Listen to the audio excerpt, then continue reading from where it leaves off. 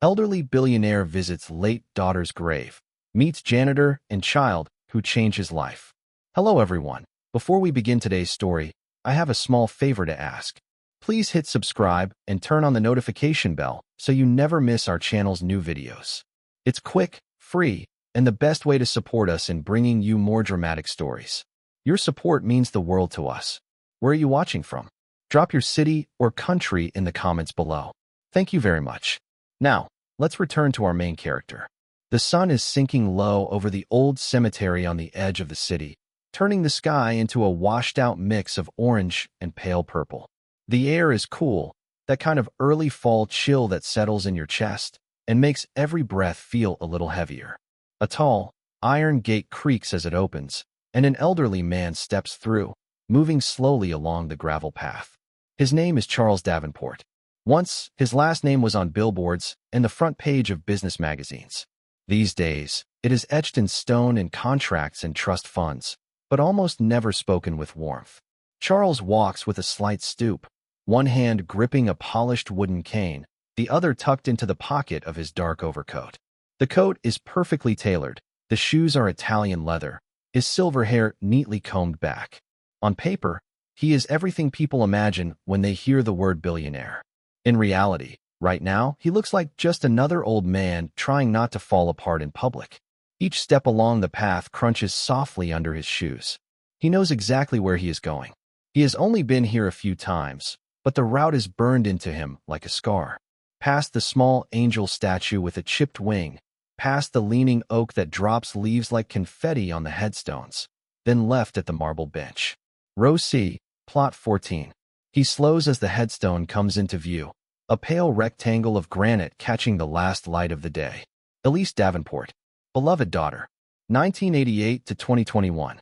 Charles stops in front of it, and for a long moment, he simply stands there, listening to the distant hum of traffic beyond the cemetery fence. He swallows hard. Even now, seeing her name carved in stone does something to his chest, like an invisible hand tightening around his heart. He kneels down carefully, old knees protesting, and sets a bouquet of white lilies at the base of the gravestone. His fingers linger on the cool granite, tracing the curve of the letters. "Elise," he whispers, his voice rough and unsteady. "It's me. It's Dad."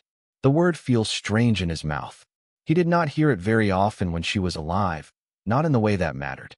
Not in the way where a child runs into your arms and says it like home. The wind picks up just a little, brushing through the trees, rattling dry leaves.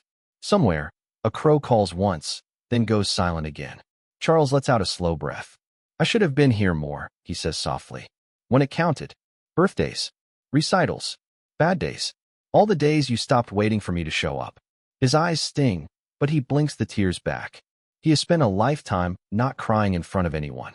Old habits do not die easily, even when the person he is talking to is under 6 feet of earth.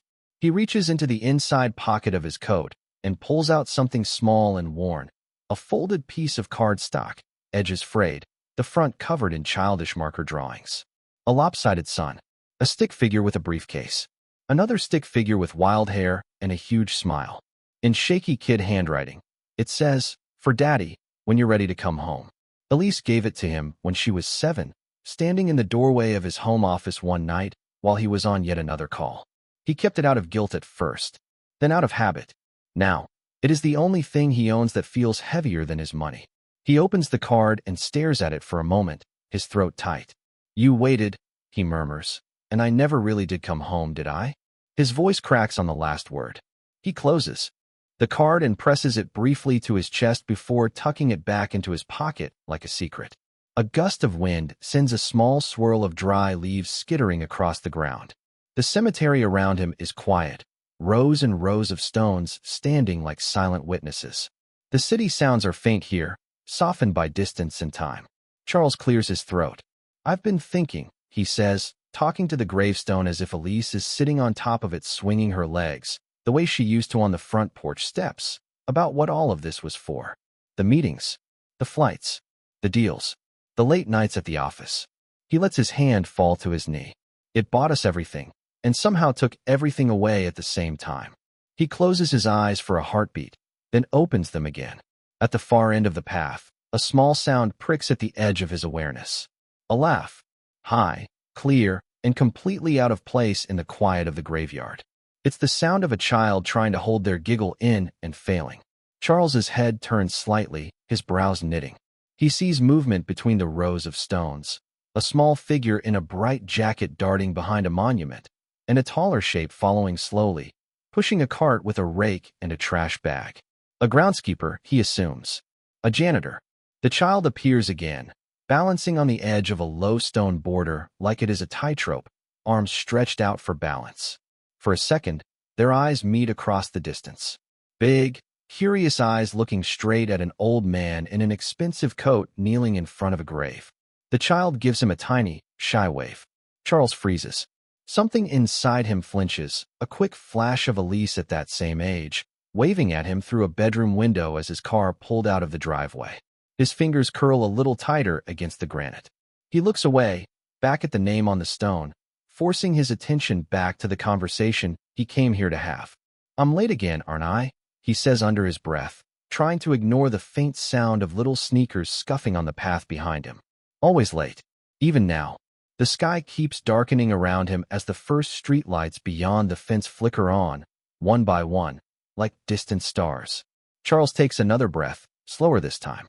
He does not know it yet, but this visit, this evening, this brief eye contact with a janitor's child in a place meant for endings, is the moment his carefully controlled, lonely life starts to shift, almost imperceptibly, towards something he has not allowed himself in a very long time. A second chance. For a long moment, Charles stays exactly where he is, kneeling in front of Elise's grave, pretending that he has not seen the little figure watching him from the path. The air is getting colder now, the kind of chill that seeps into old joints and makes every movement feel heavier. Finally, he pushes his hand against his knee and forces himself to stand. His legs protest, but pride will not let him stay on the ground too long. He brushes an imaginary speck of dust from his coat and clears his throat. Behind him, he hears the soft roll of small wheels and the scrape of a broom on stone. "Lucia, stay close," a man's voice calls, warm but tired. Charles turns his head slightly. The groundskeeper is closer now, mid to late 30s, in worn work boots and a faded green jacket. His dark hair is pulled back, and there are faint shadows under his eyes, like sleep is a luxury he does not often afford himself. The little girl walks beside him, her hand resting on the side of the cart. She is maybe 8, with a bright purple jacket and black curls that refuse to stay tamed. She keeps glancing at Charles the way children look at something new and important. When they draw level with him, the man gives a respectful nod. "Good evening, sir," he says, his accent carrying a soft hint of another country. "I hope my daughter did not bother you. She is supposed to walk quietly here." The girl looks up, guilty and curious at the same time. Charles straightens his shoulders a little, instinctively slipping into the version of himself who knows how to handle boardrooms and shareholders. "She did not bother me," he says, his voice calm, almost formal. "This place is quiet. A little laughter will not break it." The girl's eyes brighten at that. "I like the angels," she says, pointing at a nearby stone carved with wings. "They look like they are watching everybody, so no one is lonely." Her father gives her a gentle look. "Lucia," he warns, "do not disturb the gentleman." Charles feels something in his chest twist. No one has called him a gentleman in years. Usually it is Sir, or Mr. Davenport, or nothing at all. He looks down at Lucia properly now. Up close, he can see a small bandage on one of her fingers, a smear of dirt on her cheek, and a sticker of a smiling sun on the front of her jacket. She is clearly used to making her own brightness. "You work here?" Charles asks the man, more to fill the silence than out of real curiosity. The man nods. "Yes, sir. My name is Miguel. I take care of the grounds in the evenings. Mornings too, most days." His hand tightens briefly on the cart handle. "Sorry again about her. Babysitter canceled, and I did not want to leave her alone at home." Charles almost says, "That is irresponsible," the automatic judgment of someone who has always had staff to handle complications. But the words die before they reach his tongue. He looks at the girl again and sees the way she instinctively moves a little closer to her father, as if ready to defend him. He hears his own board members in his head, the way they used to roll their eyes when Elise brought him drawings during a meeting. Children, they had implied, are distractions. Elise had heard it. She had stopped coming after that. There are worse places to learn about respect than a cemetery. Charles says quietly. What is your name, young lady? The girl straightens as if he has just given her a very important job. Lucia, she says. My dad says we should say hello to people who look sad so they know they are not invisible. Miguel looks mortified. Lucia, he hisses under his breath, but Charles lets out a short breath that is almost a laugh. It startles him. Do I look sad? He asks, genuinely curious. Lucia tilts her head, studying his face with the blunt honesty only children have. You look like your heart is very heavy, she says finally. Like you are carrying a backpack inside your chest. Her words hang between them, simple and strangely accurate. Charles feels his hand go to his breast pocket where the old card rests. For a second, he wonders if she can see straight through him. Lucia, Miguel says again, more firmly now. We need to finish the row before it gets dark. Say goodbye, please. She nods, but takes one small step toward Charles. Her hand dives into her jacket pocket and comes out with something tiny and crumpled. A yellow dandelion, the kind that grows in the cracks between walkway stones. She holds it out with both hands like an offering.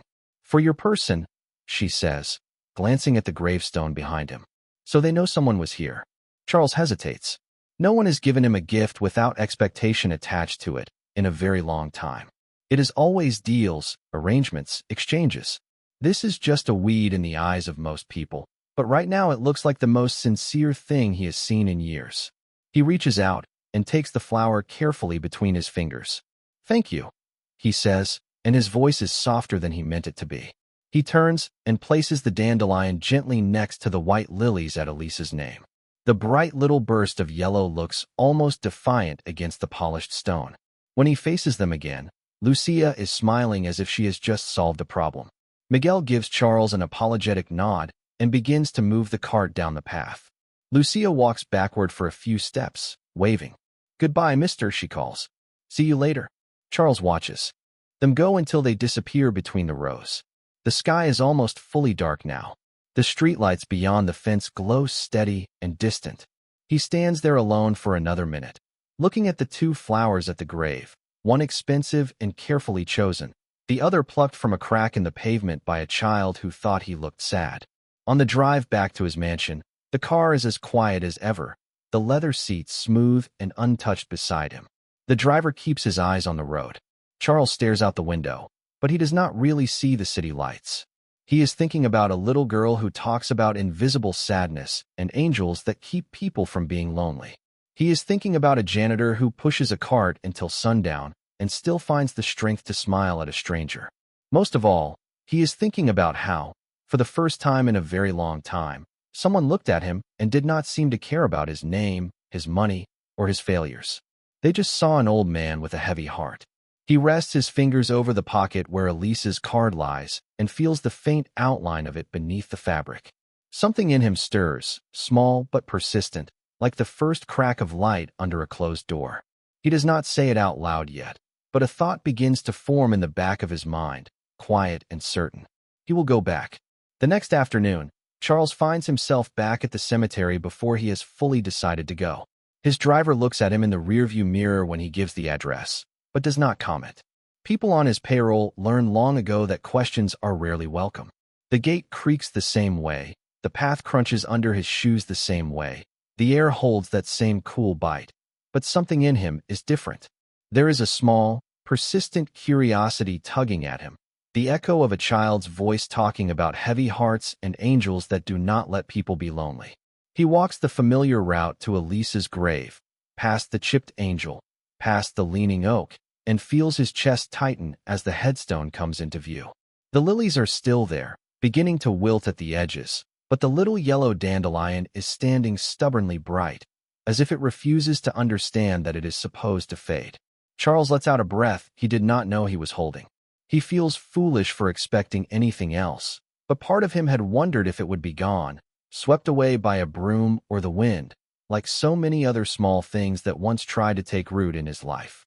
He kneels with more care this time, one hand steadying himself on the granite, and adjusts the flowers. His fingers hover over the dandelion for a second before he gently nudges it closer to Elise's name. There, he murmurs, almost to himself, You have company. He stays like that for a while, just breathing, the sounds of the world soft around him. After several minutes, he hears it again, faint at first. The squeak of cart wheels, the scrape of a rake, the rhythm of footsteps. He does not turn immediately. He waits until the sound is closer, until he can make out the whisper of a small voice humming some tune with no real melody. When he finally looks over his shoulder, Miguel and Lucia are there, working their way down the row. Miguel is focused on his task, clearing away old leaves and dead bouquets. Lucia is walking a little ahead, her arms stretched out as she walks along the stone border again, testing her balance like yesterday. She spots him, and her face lights up like someone has turned on a switch inside her. "I told you we would see you later," she says, as if no time has passed at all. Miguel immediately reaches for her shoulder. "Lucia, do not bother the gentleman while he is visiting," he says, but his tone is more tired than sharp. Charles feels the familiar instinct to wave them off, to retreat behind the polite distance that has always protected him. But the word that comes out of his mouth surprises even him. "It is all right," he says. "She is not bothering me." Lucia beams at that and hops off the border, landing with a little thud on the gravel. She walks up until she is a respectful distance from the grave, then looks at the headstone carefully, lips moving as she silently reads the name. "Elise," she says out loud, tasting the word. "Is she your person?" Charles nods once. The question is simple, but it hits exactly where it hurts. "She was my daughter," he answers. "She still is," Lucia replies automatically, as if she is correcting him on a math problem. Just because someone is in a different place now does not mean they stop being your person. Miguel is watching this with an uneasy expression, broom held in one hand, his shoulders tense. Charles glances at him, noticing the way the man seems caught between his work and the desire to pull his child away from whatever pain this stranger is carrying. "You have a very direct daughter," Charles says. Miguel gives a small, embarrassed shrug. "She talks a lot," he says. "I keep telling her the world does not always want to hear everything she is thinking." Lucia frowns at that. "But he asked," she points out. "And sometimes people need someone to talk first, or they will stay sad forever." Charles almost smiles. There is something disarming about being spoken to like a person instead of a headline. He shifts his weight and looks at Miguel. "Do you two live nearby?" he asks. Miguel hesitates, then nods. "A few blocks from here," he says. "Small apartment. It is easier if I can walk to work. Buses are not always reliable." There is a quick cough at the end of his sentence, low and tight in his chest. He turns his head away and clears his throat, pretending it is nothing, but Charles notices the way his hand presses briefly against his ribcage, the way his shoulders curl in for a moment. It is the kind of small detail he has trained himself to notice in negotiations, but he has never paid much attention when it came to the people who cleaned his offices or opened his car doors. "Do you work every day?" Charles asks. Miguel nods again. "Most days," he says. "There is always something to fix, something to clean. The dead do not complain, but their families do." He smiles a little at his own joke, but it does not quite reach his eyes. Lucia has wandered a few steps away, crouching to rescue a small wildflower from under a pile of leaves. She brushes it off and gently tucks it behind one of the headstones, as if she is decorating someone's forgotten corner. Charles watches her for a moment, then looks back at Elise's name. For the first time, the silence around the grave does not feel like a wall closing in. It feels more like a pause, a space with room for other voices. "Miguel," he says slowly, testing the name. "How long have you worked here?" "About 3 years," Miguel answers. Since things changed." He stops himself there, as if he has said too much. Charles recognizes that edge. It is the sound of someone who has learned that sharing the full story rarely makes anything easier. He does not push. Instead, he says, "Well, you keep this place very clean. I am grateful." The word feels stiff and unfamiliar on his tongue, but he means it. Miguel seems taken aback by the sincerity. "Thank you, sir," he replies. Lucia comes back to stand beside her father, slipping her small hand into his. She looks up at Charles with that same open curiosity. "Will you come tomorrow too?" she asks. The question hangs in the cool air, unexpected and honest. Charles looks at her, then at the grave, then at the little yellow dandelion still standing proudly among the lilies. He hears the echo of car doors closing, of a daughter's footsteps fading down a hallway years ago.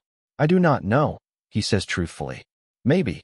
Lucia nods as if that is good enough. If you do, she says, I can bring something nicer than a weed. Maybe I can draw her an angel.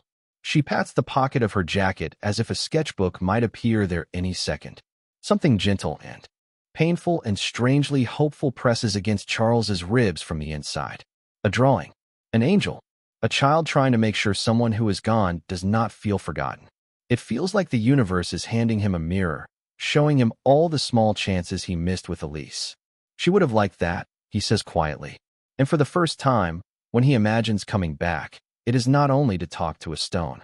It is to see what a janitor and his bright, stubborn daughter might do to a place he thought was only about endings. Over the next week, Charles returns to the cemetery more than he returns to his office, and that fact alone would shock anyone who still thinks they know him.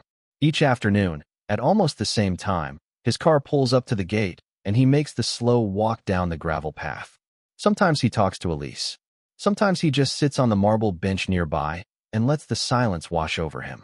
And almost every time, at some point, he hears the now familiar squeak of cart wheels and the soft chatter of a little girl who has not yet learned how to whisper to her feelings. On the third day, Lucia comes running up before her father can stop her, clutching a folded piece of paper to her chest. Her cheeks are pink from the cold, and there is a smear of blue marker on her fingers. I made it, she says, a little out of breath. The angel for her. She points to Elise's stone without fear, as if death is just a different kind of distance and not a reason to be afraid. Charles takes the paper carefully and unfolds it. The drawing is exactly what you would expect from an 8-year-old with more heart than technique. A big figure with round wings and a crooked halo, standing beside a smaller figure with long hair. Above them, in shaky letters, are the words, "You are not alone." For a moment his eyes burn so sharply that he has to blink to clear them. He has seen art worth millions of dollars. None of it has ever hit him like this. It is beautiful, he says, and his voice comes out softer than usual. May I leave it here? Lucia nods very seriously. Yes, she says, but if it rains, it will get ruined. So maybe you can also keep it in your pocket like a secret. The suggestion lands with quiet precision. He thinks of the old card from Elise, folded and worn, living in the shadow of his wallet for decades. Without fully understanding why, he decides to do both. He props the drawing carefully against the stone, then takes a moment to snap a picture of it with his phone, something he has never done at this grave. Later, he will tuck the original inside his coat, near Elise's card, like two pieces of a conversation finally finding each other.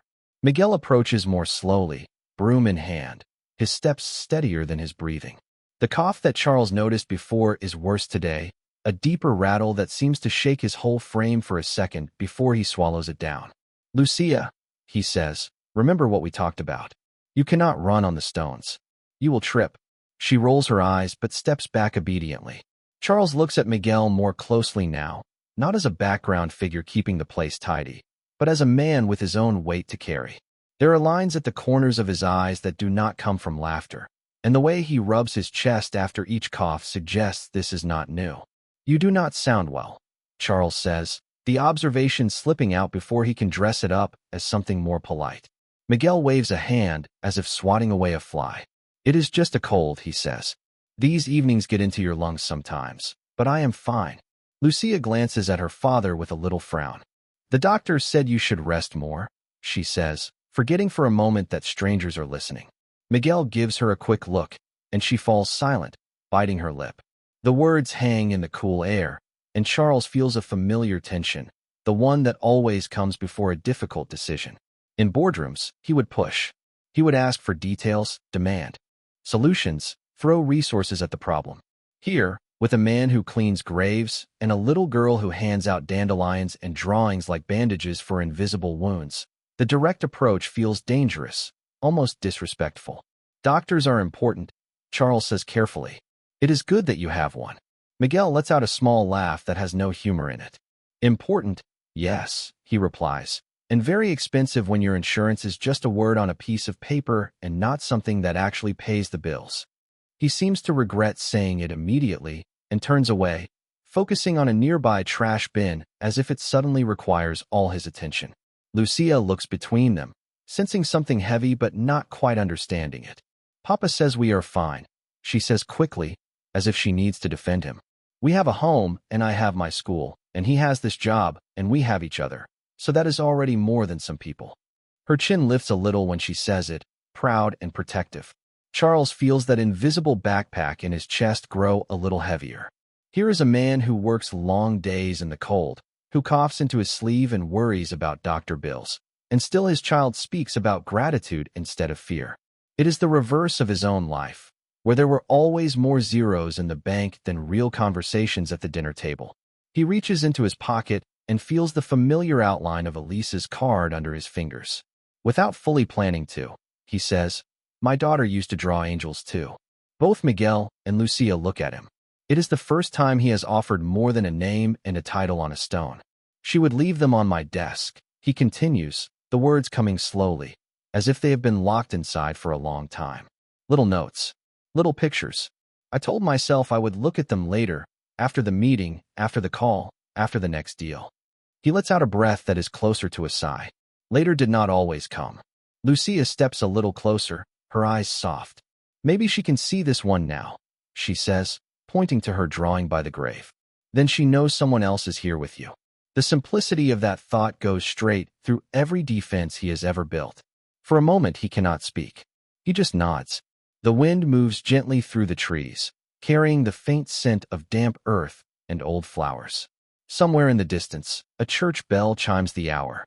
Miguel checks his watch and shifts the broom to his other hand, wincing almost imperceptibly as he does. "We need to finish our section," he says. "Come on, Lucia." She hesitates. "Can I say goodbye to her?" she asks, jerking her thumb toward the headstone. Miguel looks surprised, but Charles nods. "Of course," he answers. Lucia turns to the grave, bows her head in a small, earnest gesture, and whispers, "Bye, Elise. I will bring you another drawing next time." Then she grins up at Charles. "Goodbye, mister." As they walk away, pushing the cart toward the far end of the cemetery, Charles watches them with a mix of gratitude and unease. In his world, when he sees a problem, he solves it with a check, a contract, a new hire. Here, the problem is a man's lungs, a child's future, and his own guilt that stretches back years.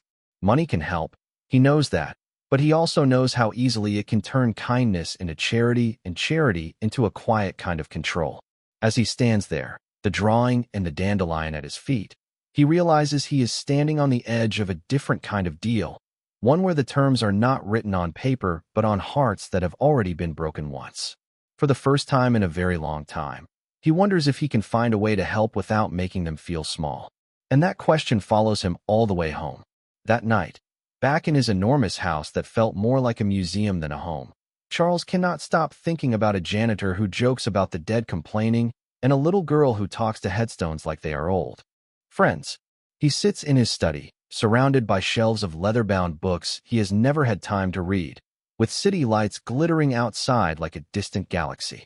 On the desk in front of him, next to a stack of reports that need his signature, lie two small pieces of paper. One is Elise's old card, soft at the edges from years of being folded and unfolded. The other is Lucia's drawing, the crooked angel standing beside a figure with long hair and the words, "You are not alone." The contrast between them feels almost unbearable. One is a reminder of all the times he did not show up. The other is a reminder that someone else, someone small and insistent, is showing up now. He picks up his pen twice to sign the reports and sets it down again both times. His mind keeps wandering back to the sound of Miguel's cough, the way the man put a brave face on it because there was a child watching, because there were bills to pay, because when you are poor, rest feels like a luxury you have not earned. By the time the clock on the wall chimes 10, Charles has made a decision. It is not a business decision. There is no board vote, no risk analysis. It is simply this. He will not stand by and watch another person he cares about slip through his fingers just because he is afraid of doing the wrong thing. The next afternoon, when he arrives at the cemetery, the sky is threatening rain. Gray clouds hang low, and the air smells metallic, like a storm is practicing how to start. He walks to Elise's grave as usual, nods at her name, and then does something he has never done before. He does not stay. Instead, he turns and walks toward the small maintenance building near the back fence, the one he has only ever seen from a distance. As he approaches, He hears the clank of tools and the faint sound of a radio playing an old song just above a whisper. Miguel is there, sorting through a box of worn gloves and cleaning supplies. He looks up, surprised, when the shadow of Charles's expensive coat falls across the doorway. "Sir," Miguel says, straightening quickly. "I did not see you come in. Is everything all right with the grounds?" His first assumption is that there is a problem, that he has failed at something.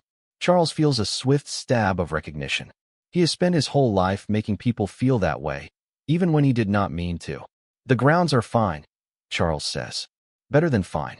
That is not why I am here." Miguel blinks, unsure what to do with a visit that is not about work. "All right," he says slowly. "Then what can I do for you?" Charles hesitates, choosing his words carefully. "I am going to ask you something," he says, "and you have every right to tell me it is none of my business." Miguel's shoulders stiffen just a little, but he nods. "Go ahead," he replies. "The cough," Charles says, getting straight to the point. "It is not just a cold, is it?" It is not really a question. Miguel looks away, jaw tightening. For a moment he says nothing. The radio continues to play quietly in the background. Finally, he exhales. "It started as one," he admits. "I got sick last winter and never fully bounced back. The clinic said it might be something with my lungs, but the tests they want, the treatments they suggest, they cost more than I make in several months. So I work, and I take what over-the-counter medicine I can, and I hope I make it through the season." He says it matter-of-factly, like he is reciting a weather report. Charles feels anger flare up, not at Miguel, but at a world where a man can keep entire fields of graves immaculate and still not be able to afford to breathe properly. "You have a daughter," Charles says quietly. "Lucia. She needs you here. Not in a hospital bed because you did not want to inconvenience anyone by asking for help." Miguel laughs once, short and tired. "Sir, I learned a long time ago that asking for help usually comes with a price tag later," he says. "I cannot risk losing this job. We already came close to losing our home once." There it is, that word again. Losing. It lands heavily in the space between them. Charles takes a slow breath. He can feel all his usual instincts pressing against the inside of his ribs, the instinct to say, "Let me pay for everything. I will fix this. Just sign here." He pushes them down. Instead, he says, "What if, just this once, there was no price tag? No strings. No conditions?" Miguel looks at him sharply, eyes narrowing with suspicion that has been earned over years of seeing promises broken. "With all due respect, sir," he says, "people like you do not do things without a reason."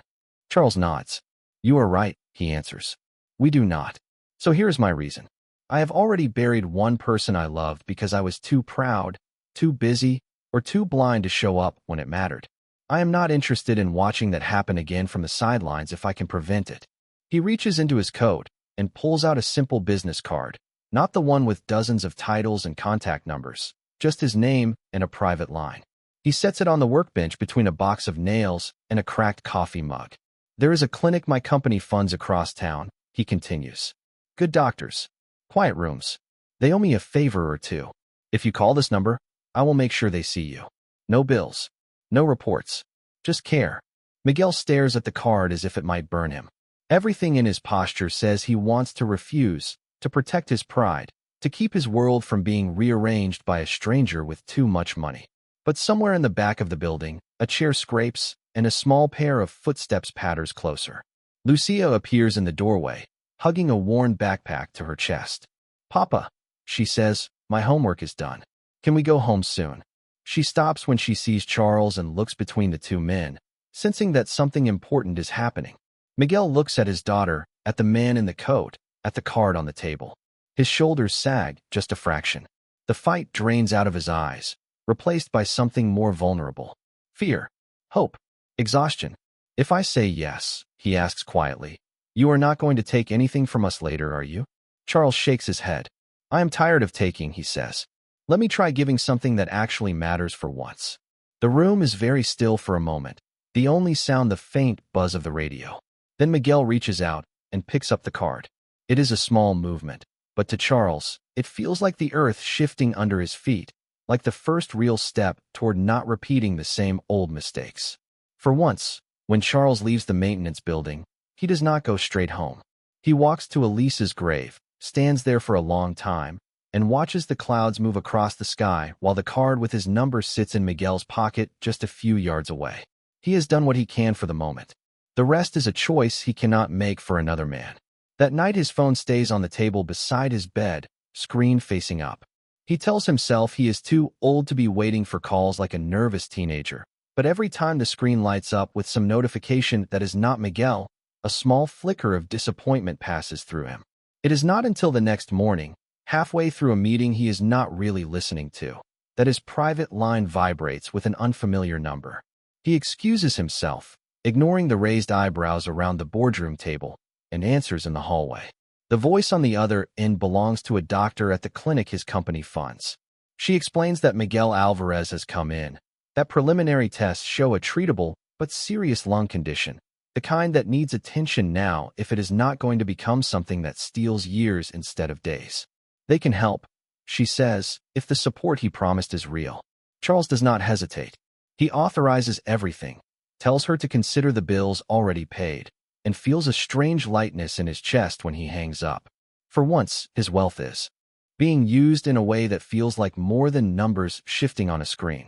Over the next few weeks, the pattern of his days changes. There are clinic updates mixed in with stock reports, test results tucked between investment summaries. He learns to recognize the calm, steady tone of the doctor when she says Miguel is responding well, that the medication is working, that he needs rest, but that things look hopeful. He visits once, slipping into the clinic through a side entrance to avoid attention. The waiting room is small, clean, and quiet, nothing like the grand lobbies he is used to. In one of the plastic chairs, Lucia sits with her feet not quite touching the floor, a backpack at her feet, and a coloring book open in her lap. When she looks up and sees him, her whole face brightens. "You came," she says, as if she had been expecting him all along. "Papa is in there." She points to a door down the hall. They put wires on him like in the movies, but he says it is not as scary as it looks. There is a hint of worry in her eyes that her smile cannot completely hide. Charles sits down beside her, feeling oddly large and clumsy in the small chair. "How are you doing?" he asks. She shrugs, hugging the coloring book to her chest. "I do not like the beeping machines," she admits, "but the nurse gave me a juice box and there is a fish tank, so it is not the worst place." She studies him for a moment. "Thank you for making them help him," she adds quietly. "He sleeps better now. He does not cough all night." The gratitude of an 8-year-old hits harder than any public award he has ever accepted. He is used to applause in grand halls, to polite handshakes and stage photographs. This simple thank you, spoken in a hallway that smells like antiseptic, feels more real than all of that combined. When Miguel comes out, there are faint circles under his eyes, but his breathing sounds smoother, less like sandpaper and more like a tired man catching his breath. He seems embarrassed to see Charles there, but there is also a flicker of relief he cannot hide. "They say I scared myself more than I needed to," he says, attempting a joke. "Apparently, I am not dying today, just need to learn to sit down sometimes." Lucia immediately tugs at his sleeve. "You have to listen to the doctor," she says. "She said you cannot work like a superhero anymore." Miguel ruffles her hair, then looks at Charles. "I do not know how to thank you," he says. "You did not have to do this." Charles shakes his head. "I did," he answers. "Maybe not for you, but for me." It is the closest he has come to admitting that this act of kindness is also an act of penance. Once Miguel is stable enough to return to light duties, the cemetery feels different. He works shorter shifts at first, avoiding the heaviest tasks. Charles starts to time his visits so that their paths cross more often. Sometimes he finds Miguel sitting on the bench near Elise's grave between rounds, catching his breath while Lucia does her homework beside him, legs swinging back and forth. On one of those afternoons, Lucia spreads her notebook out and proudly shows Charles a school assignment. It is a simple family tree drawn in pencil, names written in neat letters. At the bottom, under me, an arrow goes up to Papa, and next to it, in a different colored pen, she has written, "Our angels." "That is for Mama," she explains when she sees him looking at it. "She got sick when I was little, and now she is in a different place, like Elise. Papa says she still watches us, so I put her with the angels." Miguel shifts slightly at the mention of his late wife, but he does not shut the conversation down. Instead, he says, "Lucia likes to think no one really goes away. They just change rooms." The phrase lodges itself in Charles's mind. Change rooms. He thinks of the countless hotel suites, office floors, and mansions he has moved through, always trading up, never staying long enough to make any of them feel like home. Here, a man who has almost nothing speaks of loss with more grace than any grief counselor he has ever met. As the days pass, Charles notices small changes in himself too. The drive to the cemetery becomes something he looks forward to, not a punishment. He finds himself lingering after his conversations with Miguel and Lucia, asking about school projects, about the best stain removers for grass on little knees, about recipes that stretch $1 on a Sunday afternoon. Simple things he has never asked anyone about because those details were always handled by staff he barely looked in the eye. The distance between Billionaire and Janitor does not disappear overnight, but it begins to feel less like a wall and more like a bridge they are slowly building, one small, honest conversation at a time. And somewhere in the middle of all this, between the clinic visits and the quiet talks by the grave, the crushing weight inside his chest shifts just enough for something else to slip in alongside the guilt. It is not joy, not yet, but it is something softer than pain. It is the very first hint of healing. Healing is rarely a straight line, and Charles learns that the hard way a few weeks later. One morning he is in his office, the one with floor-to-ceiling windows that look out over the city he helped build and break in equal measure. The same city where a small apartment holds a janitor and his daughter who have somehow become the brightest part of his days. His assistant, Claire, stands in front of his desk with a tablet in her hands, her expression a careful mix of professionalism and concern. She has worked for him long enough to know when something is not just business. "You asked me to look into Miguel Alvarez," she says, keeping her voice low even though the door is closed.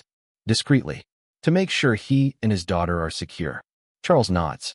He remembers that conversation. He had phrased it like an operational request, but the truth was simple. He wanted to know if there were other storms waiting on the horizon for that little family, storms he might be able to redirect for once instead of causing. Claire taps the screen and turns the tablet so he can see. He is a good worker, she reports. Steady employment at the cemetery.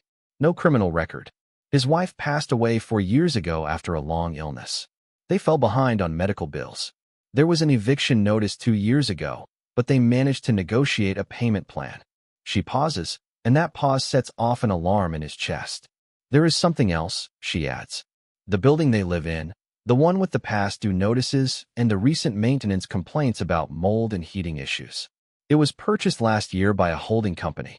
She zooms in on a document, and a logo appears at the top of the screen. Davenport Urban Properties. His name, stylized in gold above a line of legal text. Ultimately, Claire says quietly, it rolls up to one of your real estate arms. For a second, the room goes very still. The sounds of the city outside fade. All he can see is that logo and the memory of Lucia saying, "We came close to losing our home once." He feels as if someone has reached into his chest and squeezed that invisible backpack inside until he can barely breathe. He has spent weeks trying to mend something with this family, trying to be different, and all along it was one of his own companies that had nearly put them on the street. The irony would almost be funny if it did not make him feel sick. "Have there been rent increases?" he asks, his voice low. Claire nods. "A significant one after the purchase," she replies. "Standard market adjustment, according to the paperwork." But for someone on a janitor's salary, she does not finish the sentence. She does not have to. Charles leans back in his chair and closes his eyes for a brief moment. In his world, buildings are numbers on a sheet, assets to be optimized. In Miguel's world, they are walls that keep the cold out and give his daughter a place to do her homework. "I want a full review of that building," he says finally. "Repairs, rent structure, everything. And I want options on my desk by tomorrow for how to fix this without uprooting anyone." Claire nods, already making notes. "And Claire," he adds, stopping her at the door, "do this quietly. I do not want a press release. I do not want a photo opportunity. Just fix it." She gives him a look that is almost soft for a second. "Yes, sir," she says. But the universe is not interested in moving at the speed of his damage control. That afternoon, when he arrives at the cemetery, the air feels heavier than usual. The sky is clear, but there is a storm sitting between the headstones that has nothing to do with weather. Miguel is already there near Elisa's grave, but he is not working. He is standing very still, an envelope in his hand, his jaw clenched so tight that the muscles in his face jump. Lucia sits on the bench, swinging her legs, clutching her backpack like a shield. When she sees Charles, she gives a small, unsure wave instead of her usual bright greeting. That alone tells him something is wrong. "You knew," Miguel says before Charles can speak, his voice flat in a way that makes the words land harder than if he had shouted. He holds up the envelope. The same gold logo stares back at Charles from the corner. Davenport Urban Properties. "We got this morning," Miguel continues. "A notice about another rent adjustment and a list of repairs they will not cover because it is apparently our responsibility now. I have seen that name in the corner before, but I did not think." He trails off, then lets out a harsh little laugh. "I did not think the man who visits his daughter's grave in a suit and drives away in a car that costs more than my building would also be the one who owns the roof over my child's head." Lucia looks between them, confused and worried. "Papa," she says softly, "he helped with the doctors." Miguel nods once, not taking his eyes off Charles. "Yes," he says. "He did. He saved my life with one hand while the other hand was tightening the rent." The accusation is not entirely fair, but it is not entirely untrue either, and that is what makes it hurt. Charles feels the words hit like blows he knows he has earned even if he did not throw them himself. "Miguel," he begins, "I did not know this building was under my company. I only found out this morning. I am already working on a way to change the policy, to repair the damage." Miguel cuts him off with a sharp gesture. "You always have a way to fix things, do you not?" he says. "Write a check, move some numbers, sign a paper. But for us, this is not just policy. It is every sleepless night I spent wondering if we would end up on a couch at a friend's place again. It is Lucia asking why I am packing our things in trash bags instead of suitcases." His voice cracks on his daughter's name, and he looks away, angry at himself for letting that much show. "I am trying to make it right," Charles says quietly. "I never meant for you to pay the price for my company's decisions." Miguel shakes his head. "Intentions do not change the fact that we did pay it," he replies. "You walked into our lives like some kind of miracle, and I let myself believe that maybe, for once, someone with power wanted to help without putting their hand on our neck in another way." There is a long silence. Even the birds seem to have stopped singing. Lucia shifts on the bench, her small face tense. She does not fully understand the layers of ownership and responsibility being thrown back and forth, but she understands enough to know that the two people she trusts most outside of her school are suddenly standing on opposite sides of something sharp. "Do not fight," she whispers, but her voice is too small to break the weight between them. Charles feels an old, familiar temptation rise up in him, the urge to walk away, to retreat to a world where problems can be solved by replacing people and closing doors. Instead, he stays rooted to the spot, forcing himself to look at the pain on Miguel's face, to feel the sting of being seen as part of the machine that grinds people down. Because for a long time, he was. "I cannot ask you to forgive me," he says finally. "I can only ask for a chance to prove that I am not the same man who let those policies stand without ever looking at the names on the leases." Miguel's shoulders slump slightly, as if he is suddenly very tired. "You may have that chance," he says, "but you need to understand something. For you, this is redemption. For us, it is survival. Those are not the same stakes." The words settle in the cool air like a verdict. Charles nods, accepting them. He knows now that healing is not just about writing different checks. It is about standing in the mess of what you have done, facing the people who are still bleeding from it, and choosing not to run. And that choice, he realizes, has only just begun. The days after that confrontation feel heavier than any quarterly loss Charles has ever faced.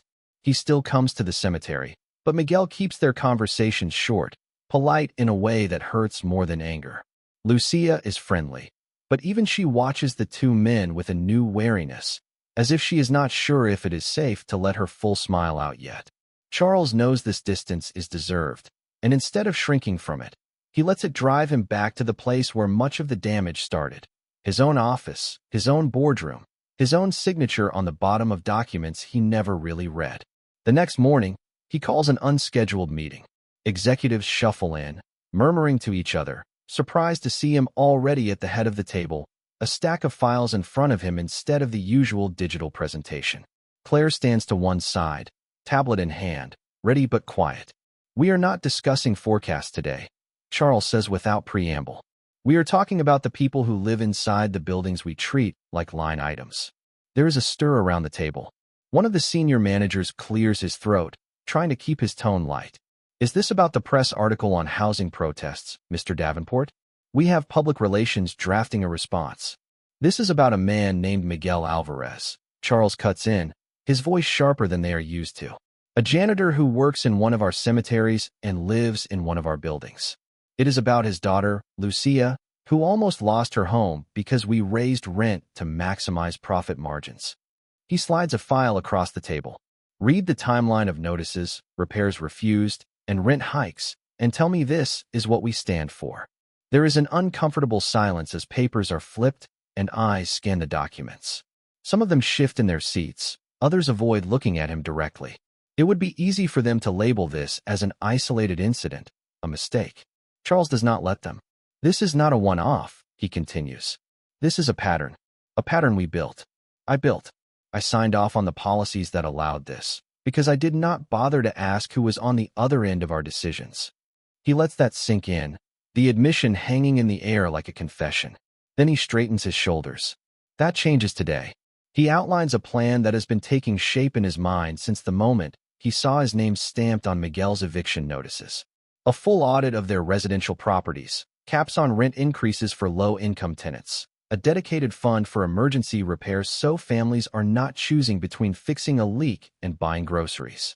Most importantly, he proposes transferring ownership of certain buildings, including Miguel's, into a new foundation that will hold them in trust with a single mission: stable, affordable housing, not shareholder dividends. There is pushback, of course. Questions about cost, about investor reactions, about precedent. One board member leans forward, frowning. With respect, Charles, he says, this is a sentimental overcorrection. We cannot restructure an entire branch of the company because of one tenant's sob story. The phrase hits like a slap. For a second, the old Charles, the one who cared more about numbers than names, rises up inside him, ready to argue in the language of returns and public image. But another image pushes in front of it. Lucia's small hand holding out a dandelion, Miguel coughing behind a smile, Elise's name on cold stone. He looks the board member straight in the eye. It is not a sob story, he says quietly. It is the story of what happens when men like us forget that our decisions land on real people, in real kitchens, on real nights when they are wondering how to keep a roof over their children's heads. If that does not move you, then let me make it simple. I own controlling shares. This is not a suggestion. It is the new direction. The room goes still. One by one, objections die on tongues. Claire watches him with something like pride flickering in her eyes. The vote, when it happens, is more formality than debate. The motion passes. The foundation is formed. Lawyers are instructed to draw up new documents. But Charles knows signing papers is only half the work. The other half is facing the people those papers are supposed to help. A week later, on an unusually warm afternoon for the season, he waits just inside the modest lobby of Miguel's building. The walls are scuffed, the mailbox is dented, but there are potted plants near the door that someone clearly loves and a faded bulletin board with school flyers pinned up. It smells like old carpet and cooking, like life happening on a budget. When Miguel and Lucia come in at the end of the day, both of them stop short at the sight of him. What are you doing here? Miguel asks, more wary than angry now. Charles holds a folder in his hand instead of a briefcase. I came to give you this in person, he says. He offers the folder.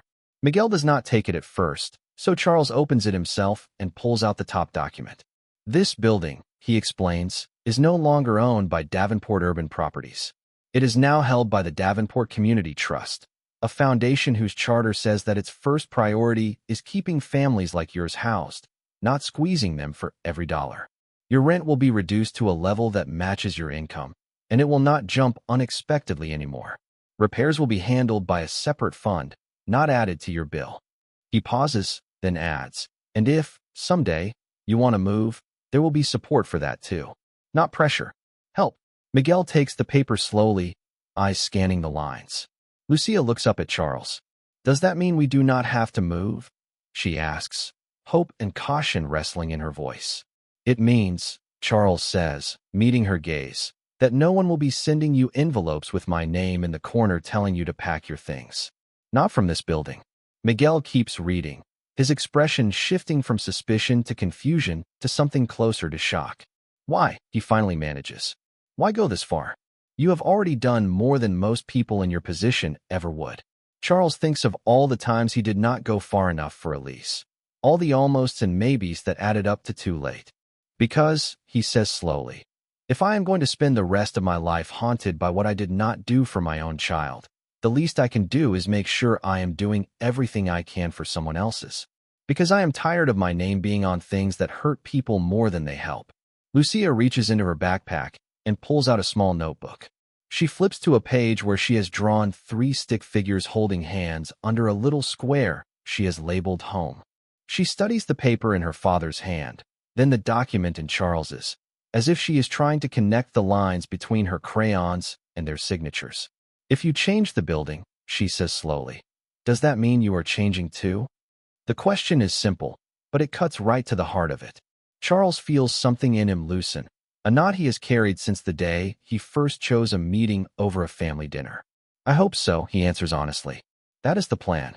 Miguel looks at him for a long moment, then folds the papers carefully and tucks them back into the folder. The anger in his eyes has not vanished, but it is no longer the only thing there. There is also a wary kind of respect, and beneath that, the first fragile hint of trust trying to grow again, like a weed pushing through a crack in the sidewalk. Spring arrives almost quietly in the city, sneaking in on softer breezes and trees that suddenly remember how to be green again. At the cemetery, the ground that was hard and gray a few months ago is now scattered with tiny bursts of color, wildflowers pushing through the earth as if they have been waiting for their cue. On a mild Saturday afternoon, a small group of people gathers near Elise's grave. There are no reporters, no flashing cameras, just a handful of groundskeepers in their work jackets, a couple of residents from Miguel's building, Claire in a simple blouse instead of her usual sharp suit, and, at the center of it all, 3 people who have learned how to stand side by side. Charles adjusts his tie for the 3rd time, feeling both overdressed and strangely exposed in front of such a small crowd. He has launched companies with more fanfare than this, signed deals in rooms dripping with luxury, but this little ceremony, here between the stones and the budding trees, feels bigger than all of that. A simple plaque has been installed in the grass near Elise's headstone. It reads, the Elise Davenport Memorial Garden, a place for remembering, healing, and new beginnings. Around it, fresh flowers have been planted. Not the expensive, imported kind that wilt in a day, but sturdy, colorful varieties that like to grow back stronger each season. Lucia stands beside the plaque, bouncing slightly on the balls of her feet, even though she is trying to be serious. She holds a small piece of paper in her hands, folded and refolded so many times that the edges are soft. Miguel stands on her other side, breathing evenly, his color better than it has been in a long time. He still gets tired, but the constant, rattling cough is gone, replaced by a quiet strength that no longer takes every ounce of his energy just to stand upright. Claire steps forward and clears her throat. We are here today, she says, to dedicate this little garden in memory of Elise Davenport and in honor of all the families who will have a safer place to live because of the changes made through the community trust. She looks at Charles for a moment, and he nods, encouraging her to continue. It is a small space, she goes on, but sometimes small spaces hold the most important stories. When she steps back, all eyes turn to Charles. For a moment, he simply looks at Elise's name and at the plaque beside it. He can feel the weight of his old life on his shoulders, all the times he chose profits over people and status over connection. But alongside that weight, there is something else now. The memory of Lucia's laughter echoing between the stones, of Miguel's cautious but genuine smile, of tenants signing new leases that do not feel like threats. My daughter, he begins, his voice steady but thick with feeling, once drew me a card that said, for Daddy, when you are ready to come home. He pauses, looking down at his hands. He has folded that card and unfolded it so many times that he could trace its creases with his eyes closed. I did not understand then that coming home is not about a place. It is about people. It is about choosing to show up, even when it is uncomfortable, even when it means admitting you were wrong. He gestures gently to the plaque. This garden is for Elise, yes. But it is also for every Miguel and every Lucia who ever felt invisible when men like me made decisions far above their heads. It is a promise that my name will stand for something different now. Lucia steps forward, tugging his sleeve. Can I read it now? She whispers, though everyone can hear. He nods and steps aside. She unfolds her paper and holds it carefully, reading each word slowly in her clear, earnest voice. Dear Elise, she reads, I never met you, but I think we would have been friends. Your dad comes to see you a lot. He looks less sad now. We planted flowers so you have something pretty to look at, and we made sure people have better homes so other kids do not have to be scared. I think that is something an angel would like. Love, Lucia. When she finishes, the little gathering is completely silent for a moment, the kind of silence that feels full, not empty. Then Miguel clears his throat gently.